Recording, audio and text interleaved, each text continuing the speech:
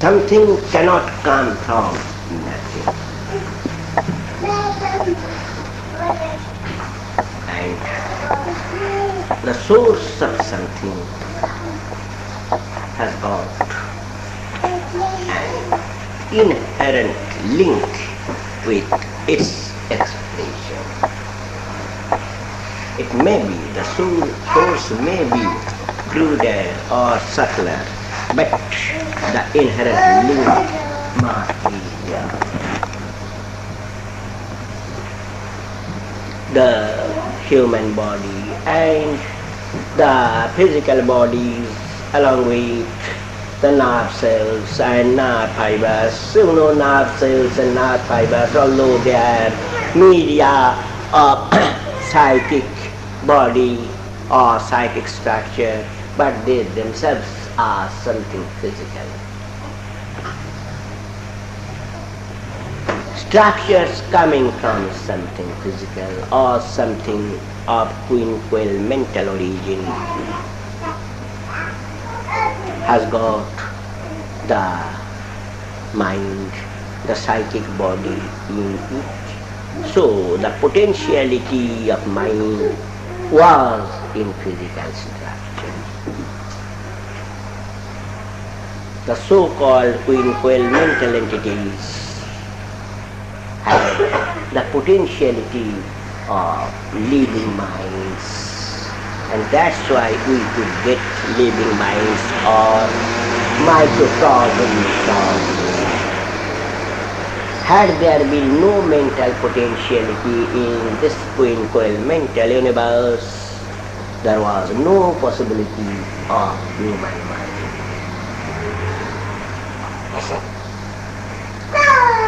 And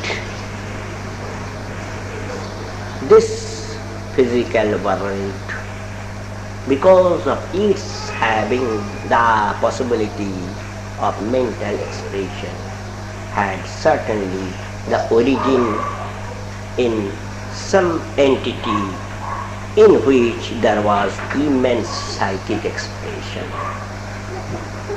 So the microcosm has its origin in quinquil mental entity, and the quinquil mental entity has its origin in macrocosm. Microcosms, as the name denotes, are many in number. There are innumerable number of microcosms, but the root, the source is a singular. Macrocosm is a singular entity. Now, is this macrocosm the causal matrix?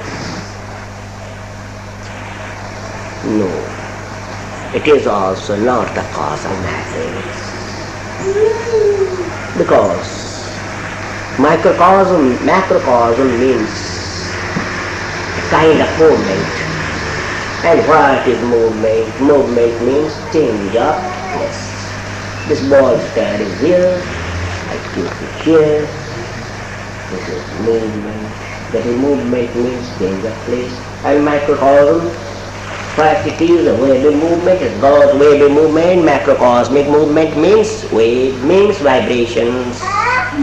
So for macrocosmic expression or macrocosmic movements, there must be space. The spatial factor must be there. And not only that, because it is movement, there must be some intellectual support behind it.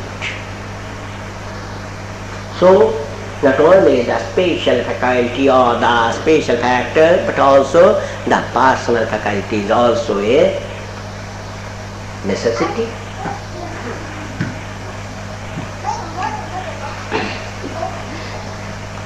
And wherever there is action in the realm of physicality, there must be the tempus eternal.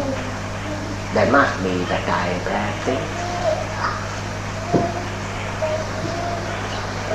So the macrocosm that can function within the periphery of time, space and person cannot be the supreme cause, cannot be the causal matrix.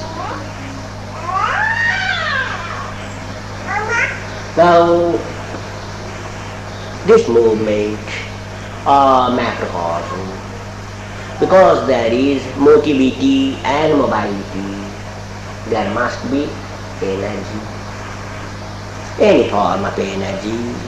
Vital energy is also a form of energy. And what is and how that energy functions? It functions with the support of a cognitive faculty, with the support of cognition. Without the support of cognition, there cannot be any movement.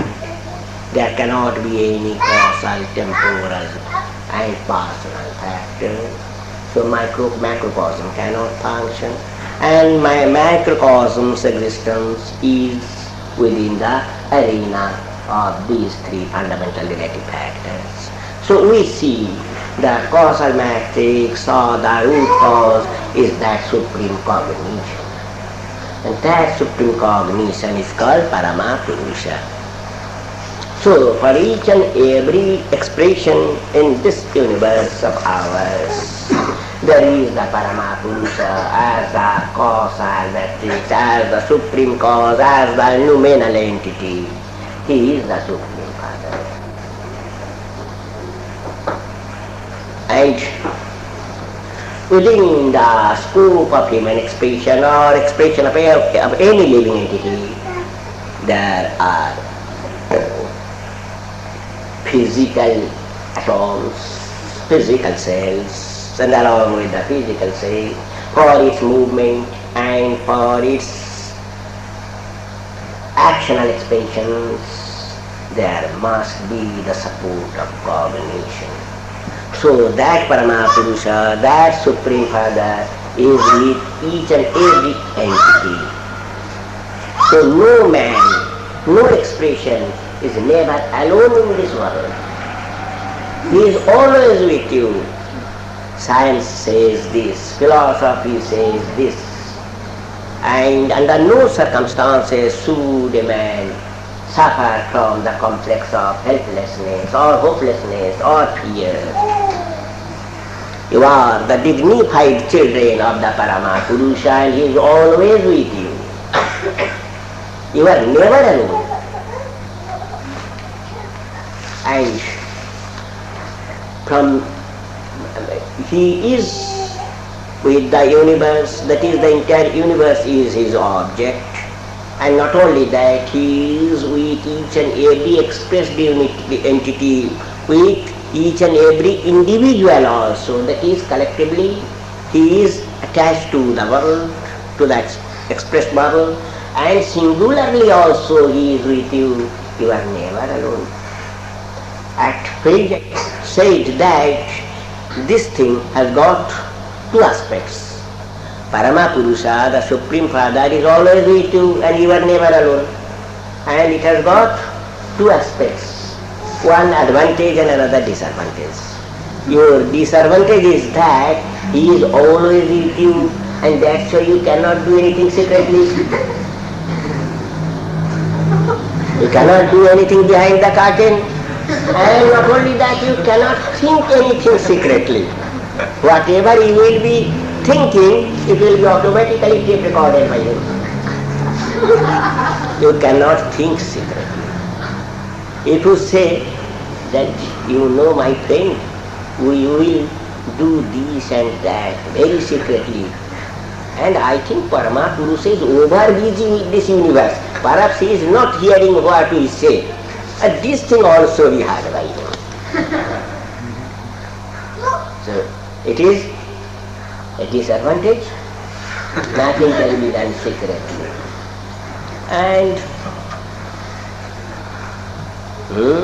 I won't take part in Kausiki today. Let me see what the first group does. After that, I may also take part tomorrow. Suppose you are thinking like this. It will be hard, right?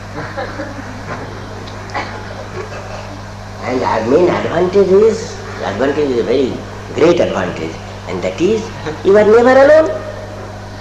And because he is with you, you are the strongest man in the universe. He is with you. You are never alone. So it is the greatest advantage. There is disadvantage, but advantage is greater than the disadvantage. Now from human side, what is the duty, what we should do? In the world we see, in the first page, the creation started from subtle to crude, from Paramapurusha to this crude world, that is from subtle to crude, movement was from subtle to crude. But in the phase of creation of life, that is in the phase of creating living entities from the very protozoic cells to metazoic cells and so on, so on, so on. The movement is from crude to subtle. The animal of human group, there is those proto-apes, those animals of Pliocene or Miocene or Oligocene ages. From proto-ape, there were apes, chimpanzee, gorilla, orangutan, then primitive man. The movement is from crude to subtle. So this says, the history says that the advancement is from crude to subtle. In the world of animacy, the movement is from crude to subtle. And it is the duty of each and every individual to encourage this movement from crude to subtle. And by the grace of Paramapurusha, the mental faculty, the peculiar faculty of the mind is that it takes the form of its object. Mind takes the form of its object. I recently at Valencia I said how a man is caught by ghost.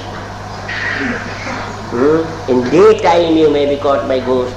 Suppose there is outer suggestion from a corner that there is ghost in this house. You will be thinking, ghost. Automatically there will be the outer psychic projection and superposition of your ectoplasmic structure will take the form of ghost, and you will see the ghost even in daytime. That ghost was of your creation. You created that ghost, and you may be killed by that ghost. The mind takes the form of its object. Sometimes you yourself, that is your very entity, may be converted into ghost due to fear. Ghost. I am ghost, I am ghost. The man will behave like ghost. Perhaps you have seen it. The man himself, he behaves like a ghost. Moves his head like this and says, I am ghost.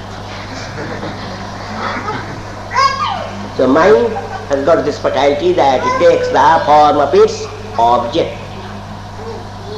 If you say, I am sinner, I am sinner, I am sinner, you will be a sinner if not. If you are not a sinner, but if you always think that I am a sinner, I am a sinner, I am a sinner, you will be a sinner. Because that sinning becomes your mental object.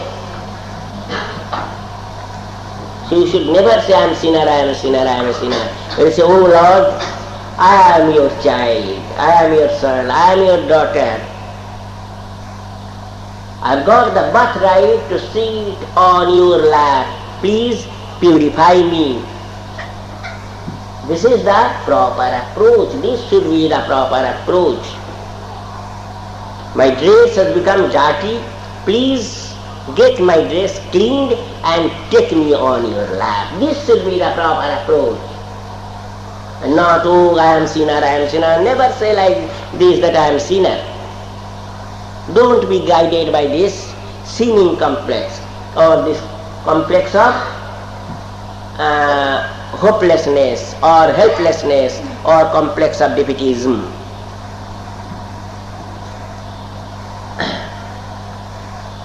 And in personal life, you should move along the path of righteousness towards the supreme goal, towards your supreme Father. You all belong to the noble family because your Father is the supreme Father. Nobody is unimportant, nobody is insignificant. And you should never think that, oh, because the priest didn't issue any ticket for heaven, that's why I won't be able to go to the heaven. No, don't think like that. The priest has got no right to issue a ticket. And who is going to issue him with a ticket for hell? No. Your good actions will bring you closer to the Paramapurusha, and finally you will be one with him by dint of your sadhana, by dint of your occult practice.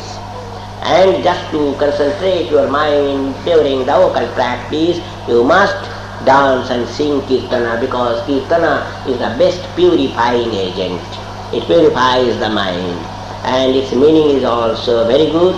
That is, O Father, I am to take only your name and your name only.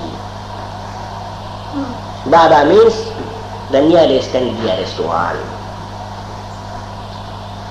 So my advice to you all, my direction to you all, my instruction to you all is that you should move along the path of spirituality fearlessly. And you should remember that as the Paramapurusha, the Supreme Father is your Father, you cannot be an insignificant person. You must not suffer from any sort of inferiority complex. You are the glorified child of the Supreme